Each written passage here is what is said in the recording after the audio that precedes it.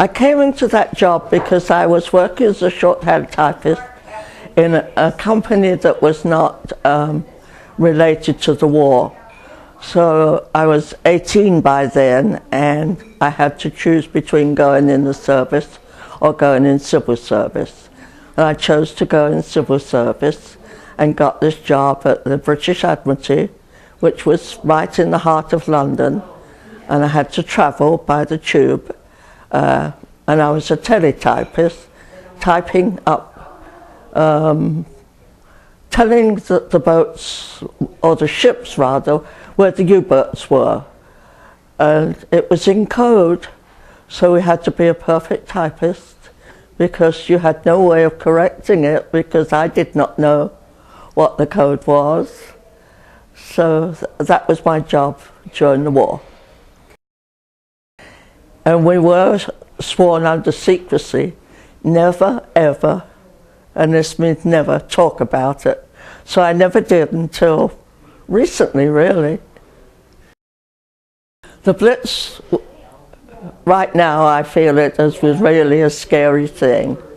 We lived on the outskirts of London, and as soon as it was dark, the air raid siren would sound and the planes would come overhead.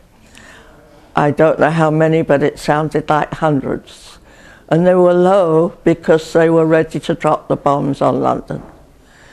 But I lived far enough out, maybe just only 12 miles, but that sound every once in a while, as old as I am, I will wake up in the night sometimes and think about those zzz, zzz, zzz, of the planes going overhead.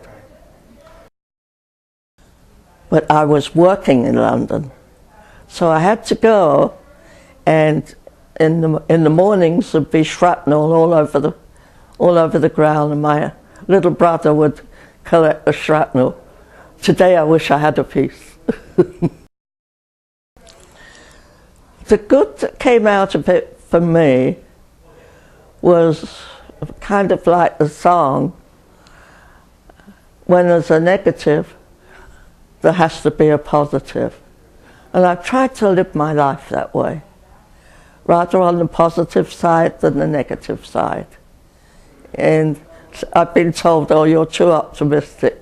I don't know whether that has any part of it or not, but I really do believe it may have. My husband and I, we had been married 7 years. We had 2 little boys, 3.5 and nearly 5. And the second little boy had asthma really bad. And I had a sister living in California. And my mother had come over here when my dad died. And they said, why don't you come over here? So we sold the house, we got on the Queen Mary, and we came over with our 2 little boys, and we had $800 to our name. Mind you, 800 in 53 was worth a lot more than today. But there weren't such things as credit cards in those days. So, and my husband didn't drive, I didn't drive, but he walked and found a job the next day.